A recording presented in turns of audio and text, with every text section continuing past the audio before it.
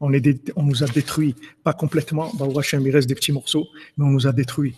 On a détruit notre identité, on a détruit notre sensibilité, nos émotions, nos façons de voir les choses. Il y a tout à refaire, on est tout à refaire, de l'intérieur et de l'extérieur.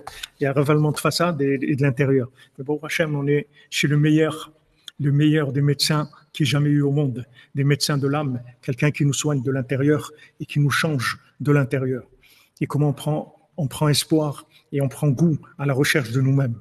Et savoir qu'on est perdu complètement. On a complètement formaté dans des folies totales. Dans des folies, des gens les a fait jouer dans des films. Toute leur vie, ils ont joué un film de l'école, et la classe, et le professeur, le cartable, et les chaussettes, et les trucs. Je me rappelle quand on était petit, il y avait des chaussettes anglaises que les gens y mettaient à l'âge de 12 ans, 13 ans. Celui qui avait pas ça, il avait l'air nul, pour des chaussettes. Mais ils nous ont rendu fous, tout ça pour nous vendre des chaussettes. Chacun, il veut nous vendre ça. Shem Yazor. Alexandre Ado, merci à Hachem, merci à vous, Alexandre, Hachem vous bénisse. Ah, Burlington, voilà, Burlington. Comment vous savez ça, moi, de Frima? D'où vous savez ça? Je me rappelle, j'avais 14 ans. Qu'est-ce que j'avais honte que j'avais pas des Burlington. Et heureusement, mes parents, allez, machalom, c'est des gens simples. Jamais ils m'ont acheté des Burlington. Mais quelle souffrance. J'ai pas de Burlington. Je vais aller à l'école, ils ont tous comme ça. Et moi, je suis avec mes vieilles chaussettes là, comme ça. Voilà ce qu'ils ont fait. Voilà ce qu'ils ont fait de nous. Mais Baruch Hashem, Rabbeinu nous prend et nous reconstruit entièrement. Il nous reconstruit, c'est-à-dire que on est déjà, vous comprenez, il y a rien à créer, c'est juste nettoyer, c'est tout. C'est juste nettoyer. C'est juste du nettoyage, c'est tout. Il y a tout est là.